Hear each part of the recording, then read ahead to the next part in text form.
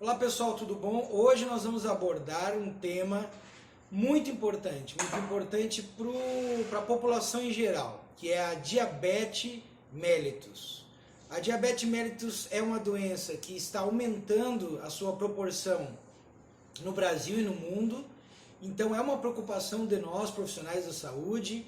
Você que está aí do outro lado, que pode ser um profissional de saúde ou estudante, ou até mesmo uma pessoa que não seja da área da saúde, mas esteja com sintomas da diabetes. Então é importante procurar o seu médico, fazer uma triagem, fazer os exames para descobrir realmente se você tem diabetes ou não.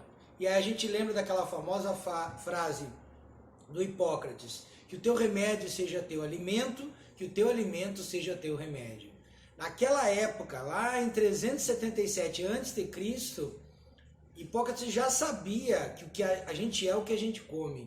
Se a gente come alimentos ricos em gordura saturada, rico em carboidrato, uma alimentação totalmente desregrada, refrigerante, salgadinhos, enfim, isso pode repercutir no aumento do ganho de peso, uma resistência insulínica, nossa insulina acaba não agindo de maneira correta e aí a gente apresenta os sintomas de diabetes. O aumento é drástico. Para vocês terem uma ideia da diabetes, eu tenho um aumento de 160% do aumento de diabetes só no continente africano. No Brasil, em torno de 14% de aumento nos últimos 2 anos. Na América do Norte e América do Sul, o global, um aumento de 102%. Na Europa, em torno de 44%. E na Ásia, eu tenho um aumento de 130% dos casos de diabetes. Então, a situação é drástica. Estamos com a população brasileira envelhecendo também muito rápido. Por isso aí, pessoal, na reforma da Previdência, né, a preocupação com as contas, mas é uma realidade epidemiológica. O Brasil ele está envelhecendo rápido. E com o envelhecimento, a diabetes ela aumenta nessa população. Então é esse cuidado que a gente tem que ter. Para você ter uma ideia, há um aumento em torno de 6 milhões de casos por ano de pacientes com diabetes de 2000 a 2025. Foi um estudo publicado lá em meados de 98 pelo King, que mostra que esse aumento seria em torno de 6 milhões de pacientes por ano.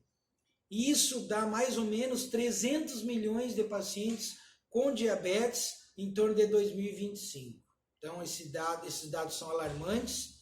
O IDF já preconiza que é em torno de 425 milhões, então bem superior a essa projeção, porque as pessoas não estão comendo bem, porque as pessoas não estão praticando exercício físico, porque as pessoas não estão monitorando o seu nível de glicose, e aí a diabetes ela chega e causa vários problemas de saúde. Pra você ter uma ideia, em 1988 nós tínhamos 5 milhões de pacientes com diabetes. Hoje nós temos 14 milhões de pacientes com diabetes no Brasil.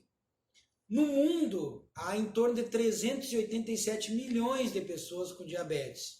O Brasil, como eu falei, tem 14 milhões. E o que mais preocupa, 50% não sabe o diagnóstico, desconhece o diagnóstico.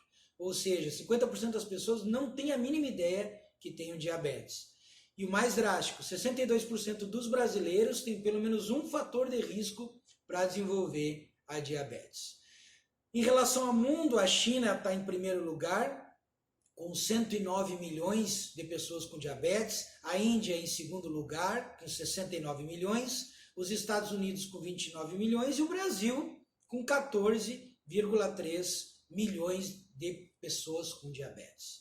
Os gastos são enormes, o Brasil gasta em torno de 22 bilhões em diabetes, é um problema de saúde pública, é a terceira maior causa de mortes no Brasil, sexta maior causa de internação, 50% das causas de cardiopatia isquêmica e hipertensão tem um fundo relacionado com diabetes, 30% dos pacientes de unidade coronariana com dor precordial, aquela dor no peito irradiada para o braço esquerdo, tem diabetes e 80% dos óbitos por AVC são em pacientes com diabetes.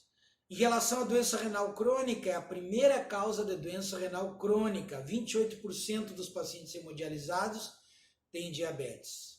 E a diabetes pode causar aquela ferida no pé, aquela ferida que não cicatriza e aí evolui para o pé diabético, que vai gerando uma necrose no pé e infelizmente evolui para amputação. Nós temos os casos de amputação de pés no Brasil altíssimo, e principalmente do pé diabético. Por isso a importância de manter os níveis de glicose normais para que não se evolua para essa ferida, para o pé diabético, e a amputação é uma grande fatalidade para esse paciente que tenha a diabetes, porque acaba com a mobilidade do paciente. O que mais? Retinopatia diabética. Que isso?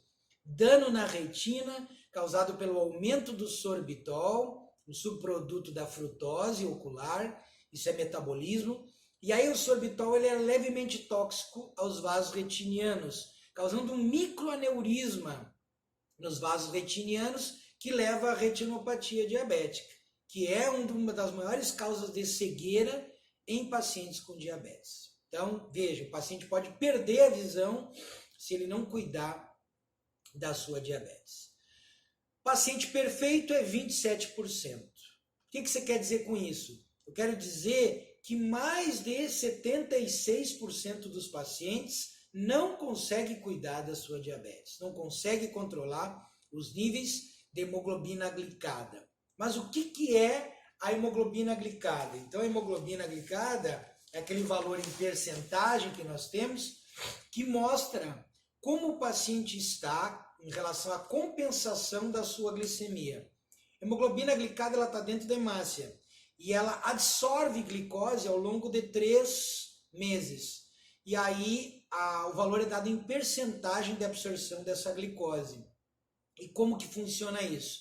Você vai no médico, coleta o sangue, ele vai fazer, no laboratório vai fazer a dosagem de hemoglobina glicada e o valor é em percentagem. De 4 a 14% é o valor que ela pode se encontrar. Valores de referência menores que 7% para pacientes que já têm diabetes. Pacientes que não têm diabetes, um resultado acima de 6%, 6,5%, já preconiza que esse paciente pode ser que tenha diabetes. Mas, claro, mais exames são solicitados, a glicemia plasmática de jejum, a glicose de jejum. O paciente toma 75 gramas de glicose e 2 horas depois ele volta ao laboratório e colhe de novo. Tem que dar menor ou igual que 140 miligramas por decilitro. Deu maior, tem que investigar que pode ser diabetes. Em jejum, deu maior ou igual que 126, é indicativo que esse paciente possa ter diabetes. E tem a pré-diabetes, que é quando o paciente faz a dosagem e os valores de glicemia, eles se encontram naquele limiar. Então, tem que dar menor que 99 miligramas por decilitro em jejum. Deu de 100 a 125 em jejum, é um indicativo que ele está com pré-diabetes. Tem que fazer mais exames para investigar. Deu acima de 126, provavelmente esse paciente tenha diabetes. Mas só o médico, com exames adicionais, vai poder lhe dar o diagnóstico dessa patologia. E aqui a hemoglobina glicada. Ó. Temos aqui o resultado de 6,9 da hemoglobina glicada para o paciente que tem diabetes. O que você acha? Tá bom ou tá ruim? Bom, 6,9 para esse paciente está um nível aceitável, está um nível bom. Ele está mostrando que ele, ao longo de 3 meses, a oscilação da glicose dele não variou tanto. Mas estudos do Diabetes Care, uma revista importante na área de diabetes, estudos fresquinhos de julho agora de 2019, mostram que o mais importante que a hemoglobina glicada é a oscilação, é o tempo no alvo, que a gente chama de TIR, Time in Range, o tempo que esse paciente vai ficar no alvo glicêmico da normalidade estabelecido pelo médico. Por exemplo, 70 a 170, o valor que o médico estabeleceu. Se o paciente ficar naquele alvo por muito tempo, ele está com a diabetes dele controlada. Então, só a glicada sozinha, ela não quer dizer que o paciente está 100% controlado. O time in range é um novo marcador importante que tu só encontra nos aparelhos de monitoramento contínuo, como por exemplo o Freestyle Libre. Então tá aqui um exemplo de como que ele vai emitir o gráfico. Aqui nós temos o valor da glicemia, a seta de tendência, que no caso ali está constante, mostrando que a glicemia não está nem subindo nem descendo, a glicose, melhor dizendo. E aqui eu tenho a zona alvo, a faixa, o TIR, estabelecido pelo médico. Então, mostrando as oscilações durante o dia. Essa faixa alvo é que é importante para a gente avaliar o estado glicêmico desse paciente.